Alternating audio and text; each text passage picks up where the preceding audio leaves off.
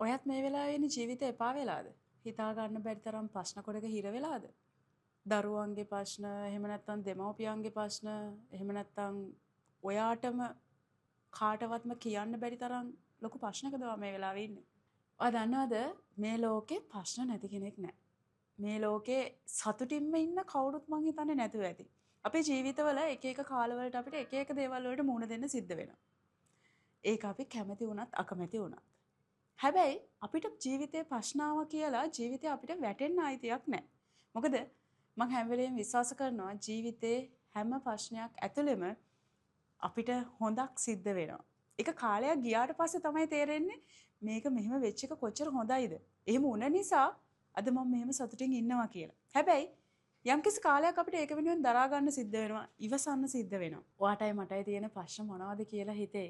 අද ගත්තොත් ලෝකෙ පුරාවට මිනිසුන්ට තියෙන ප්‍රශ්න. වෝ එක හින්දා. එහෙම නැත්නම් කොවිඩ් වගේ සිටුේෂන් ඇවිල්ලා.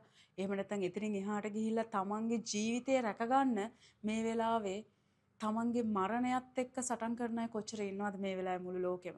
මේ වෙලාවේ ඇස් දෙක පේන්නේ නැති කන් දෙක ඇහෙන්නේ නැති කතා කරගන්න බැරුව ජීවිතේ දුක් විඳින අය කොච්චර ඉන්නවද? මේ වෙලාවේ තමන්ගේ ඇස් ඉදිරිපිට තමන්ගේ දරුවෝ මේ යන දෙමව්පියෝ කී දෙනෙක් නම් ඉන්නවද? එහෙම දේවල් එක බලනකොට ඔයයි මමයි ගොඩක් වාසනාවන්තයි. ඒ නිසා මේ අපිට ලැබිලා තියෙන ලස්සන ජීවිතේ මොනම හේතුවක් හින්දාවත් දුකක්, කරදරයක්, වදයක් විදියට දකින්න එපා. මොකද මේ තියෙන හැම මූවමන්ට් එකක්ම හරි తాවකාලිකයි.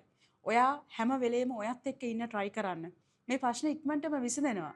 හරි ඉක්මනටම. හැබැයි එතකන් ඔයා ශක්තිමත් වෙලා ඉන්න ඕනේ. මොකද ජීවිතේ අපිට මේ අවස්ථාව, මේ මූවමන්ට් එක ආයි කවදාවත් අපේ ජීවිතේට ලැබෙන එකක් නැහැ. ඒ නිසා අපි ජීවිතේ එක තැනකට යන්න ඇවිල්ලා තියෙන අපි හැමෝටම තියෙන අවසානයක්.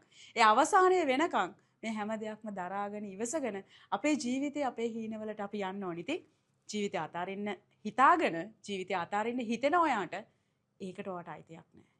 ඔයාට ජීවිතය අතාරින්න අයිතියක් නැහැ. මොකද අපේ ජීවිතය තව ගොඩක් දුර අපිට යන්න තියෙනවා. අපි වෙනුවෙන් අපි ආදරය කරන අය වෙනුවෙන්.